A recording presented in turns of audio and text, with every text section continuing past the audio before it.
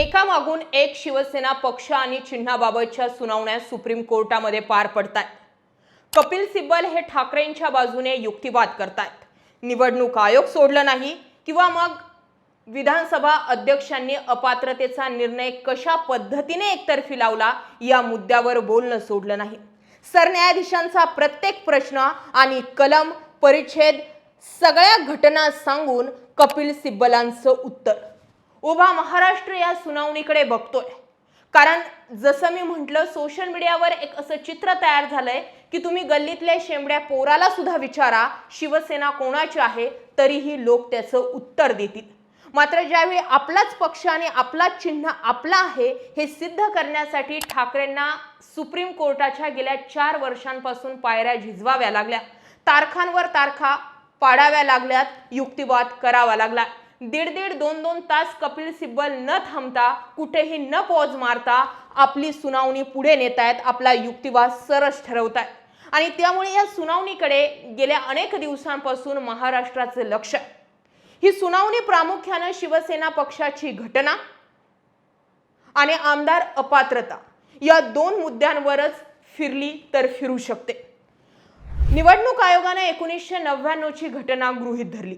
1999च्या घटनेनुसार उद्धव ठाकरे या घटनेत कुठेच नाही, म्हणजे 1999च्या घटनेत शिवसेना पक्षप्रमुख अशा पद्धतीचं कुठलं पदच नाहीये। त्यावेळी फक्त शिवसेना प्रमुख हे पद होतं आणि ते होतं स्वर्गीय बाळासाहेब ठाकरे यांचं। कपिल सिब्बल याच मुद्द्यावर रेटून सांगतायत की ज्यावेळी 2013ला बाळासाहेब ठाकरेंचं निधन झालं, त्यावेळी या पक्षातील घटनेमध्ये बदल करण्यात आला आणि शिवसेना पक्षप्रमुख म्हणून उद्धव ठाकरेंची निवड झाली। आता निवडणूक आयोगानुसार 2013ची ही घटना त्यांच्या म्हणण्यानुसार वैध नाही, तर कपिल सिब्बल याच मुद्द्यांवर आणून ठेवतायत जर ही घटनाच वैध नव्हती तर मग शिवसेना पक्षा अंतर्गत घडलेली कुठलीही घडामोड वैध ठरवता येणार नाही। एकनाथ शिंदेंचं मंत्रिपदही नाही, 2018 नंतरची बदललेली घटनाही नाही। 2019ला एकनाथ शिंदे मंत्री होता, सत्तेचा उपभोग घेतात, गटनेता पद मिळवतात आणि याच घटनेचा आधार घेऊन 2022ला बंड करून ते महाराष्ट्राचे मुख्यमंत्री होतात। जर 2013ची शिवसेनेची घटनाच वैध नाही तर तिथून पुढे घडलेल्या सगळ्याच घटना मान्य कशा करता येतील या मुद्द्यावर कपिल सिब्बलांनी सुप्रीम कोर्ट आणून ठेवलं। सरन्यायाधीश यांची कालची एक टिप्पणी महत्त्वपूर्ण होती की तुम्ही जे सांगताय ते संघटनात्मक मुद्द्यांबाबत ते आम्हाला पटतंय। राजकीय पक्ष मोठा की विधिमंडळ पक्ष मोठा? विधिमंडळ पक्षच राजकीय पक्षापासून तयार होतो। जर राजकीय पक्षच अस्तित्वात नसेल तर हे लोक ज्या सिम्बॉलवर निवडून येतात, ज्या पार्टीच्या नावावर निवडून येतात, ती पार्टीच नसेल तर या लोकांचं अस्तित्व काय? आणि मग प्रत्येक 5 वर्षांमध्ये जे आमदार खासदार निवडून येतात त्यांच्याच आधारावरती, त्यांच्याच बहुमतावरती किंवा त्यांच्याच एका गटावरती एखाद्या पक्षाची मालकी आणि हक्क काढून घेता येतो का, या प्रश्नावर कपिल सिब्बल येऊन थांबलेत। सुप्रीम कोर्टाच्याच अनेक प्रश्नांमध्ये कपिल सिब्बलांनी सुप्रीम कोर्टाला गुंतवलंय। काही वेळासाठी कपिल सिब्बलांना सुद्धा घेरण्यात आलं होतं। काल सरन्यायाधीशांनी अशा मुद्द्यावर ठाकरे गट आणून ठेवला की जिथे काही वेळासाठी कपिल सिब्बल स्तब्ध झाले होते। तो मुद्दा म्हणजे एकनाथ शिंदे मुख्यमंत्री झाले त्यावेळेची ग्राउंड रियालिटी आम्हाला बघायची। त्यावर कपिल सिब्बलांनी काही वेळांचा पॉज घेऊन एकच उत्तर दिलं की जिकडे घुगऱ्या तिकडे उदो उदो, म्हणजे थोडक्यात जिकडे सत्ता आहे तिकडेच ही लोक पळालीत। त्यामुळे त्या ग्राउंड टेस्टच्या अगोदर किंवा एकनाथ शिंदे मुख्यमंत्री होण्या अगोदर काय घडलं ते समजून घेण्यासाठी कपिल सिब्बल आजचा युक्तिवाद रंगवताना दिसतायत आणि तो मुद्दा असणारे विधानसभा अध्यक्ष राहुल नार्वेकरांचा बायस निर्णय। सुप्रीम कोर्टाचंच हे निरीक्षण होतं की प्रतोद म्हणून भरत गोगावले यांची नियुक्ती रद्द, तर ठाकरेंनी प्रतोद म्हणून निवड केलेली सुनील प्रभू यांचीच नियुक्ती योग्य होती। आणि त्या नियुक्तीनुसार जसं सुप्रीम कोर्टाने सांगितले त्यानुसार सुरुवातीचे 16 आमदार अपात्र व्हायला हवी होती, मात्र विधानसभा अध्यक्षांनी ते आमदार अपात्र केले नाही आणि आमदार अपात्र न करण्यासाठी राहुल नार्वेकरांनी निवडणूक आयोगाच्या निर्णयाची रेफरन्स जोडला, दाखला जोडला आणि त्यांनी सांगितलं की निवडणूक आयोगानं ओरिजिनल पक्ष आणि चिन्ह शिंदे गटाचं आहे असं सांगितलंय, तर मग याचा अर्थ त्यांचे आमदार अपात्र होत नाही. मग एकतर ठाकरेंचे 14 आमदार अपात्र व्हायला हवे होते, कारण त्यावेळी तर ठाकरे बिनपक्षाचे होते, बिना चिन्हाचे होते. मात्र राहुल नार्वेकरांनी ठाकरेंचेही आमदार अपात्र केले नाही. इथेच विधानसभा अध्यक्ष राहुल नार्वेकरांवरती सुप्रीम कोर्टात सर्वात मोठं प्रश्नचिन्ह लागलं आणि त्यामुळे मागच्या सुनावणीमध्ये सुप्रीम कोर्टानं म्हटलं होतं की आम्हाला आमदार अपात्रता ठरवायची आहे. मुद्दा 1.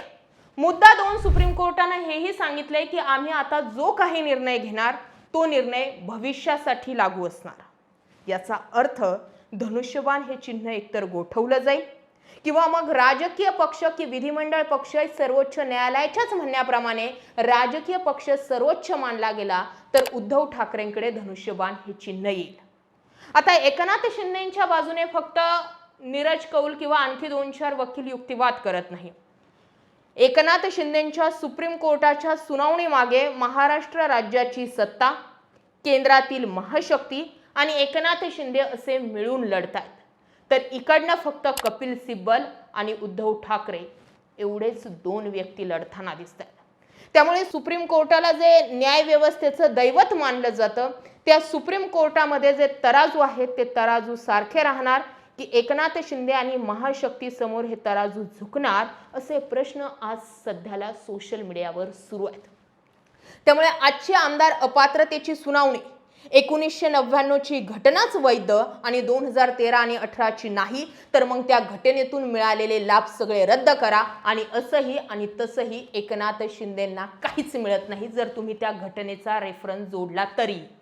कारण याच विधिमंडळ पक्षातील एक गट जो फुटला होता यांनीच परस्पर गुवाहाटीमध्ये बसले, यांनीच आपला प्रतोद निवडला, यांनीच आपला गटनेता निवडला आणि यांनीच आपापसामध्ये बनून मुख्य नेता हे पद तयार केलं आणि ते एकनाथ शिंदेंना बहाल केलं आणि एकनाथ शिंदे मुख्यमंत्री होतात. कपिल सिब्बल ज्या पद्धतीने युक्तिवाद करतायत ते सांगतायत की इथे प्रत्येक पायरीवर प्रत्येक निर्णयामध्ये कायदा, सुव्यवस्था, न्याय हा पायदळी तुडवला गेलेला. कुठलीच गोष्ट कायद्याला आणि नियमाला धरून नव्हती आणि म्हणून आमच्यावर जिथे जिथे अन्याय झाला आमची पुढची याचिका सुप्रीम कोर्टामध्ये दाखल झाली. मी खूप शॉर्टमध्ये कपिल सिब्बलांनी नेमकं काय युक्तिवाद केलाय ते तुम्हाला सांगते. त्यामुळे जर 1999 ची घटना जरी शिवसेनेची गृहीत धरली तर त्या घटनेमध्ये जर शिवसेना पक्षप्रमुख हे पद नव्हतं तर त्या घटनेमध्ये मुख्य नेता हेही पद नव्हतं. मुद्दा 1. आणि जर एकनाथ शिंदेंकडे विधिमंडळ पक्षातील बहुमत म्हणून जर त्यांच्याकडे पक्ष सत्ता दिली गेली असेल तर त्याला शिवसेनेची घटना तर दाखला जोडावी लागेल. मग तो दाखला तुम्ही कोणता जोडणार? यावरती 13 वर्ष निवडणूक आयोग गप्प का होतं? जर शिवसेनेची घटनाच व्हॅलिड नव्हती, अवैध होती, तर निवडणूक आयोगानं त्यावर 13 वर्ष चुप्पी का साधली या प्रश्नाचं उत्तर निवडणूक आयोगाला देणं क्रमप्राप्त असणार आहे. आणि जर त्या घटनेमुळे जर उद्धव ठाकरेंच्या हातून पक्ष आणि चिन्ह जात असेल तर तो एकनाथ शिंदेंनाही मिळत नाही, हे लिहून घ्या. आता तुम्ही या सगळ्या सुनावणीकडे तुम्ही आम्ही सगळेच जण लक्ष ठेवून आहोत. तुमचं काय मत आहे? न्यायदेवतेवरती बांधलेली ती काळी पट्टी आणि तो तराजू सुप्रीम कोर्टामध्ये समांतर असेल की तो महाशक्तीच्या बाजूने झुकवला जाईल? प्रश्न तुमच्यासाठी. या विषयाचे प्रत्येक अपडेट तुमच्यापर्यंत पोहोचवण्याचा मी पुरेपूर प्रयत्न करत आहे. त्यासाठी तुम्ही आपलं चॅनल आधी सबस्क्राईब करा आणि नोटिफिकेशन बेल ऑन करा जेणेकरून आपण केलेले व्हिडिओ सर्वात आधी तुमच्यापर्यंत पोहोचतील. जय महाराष्ट्र.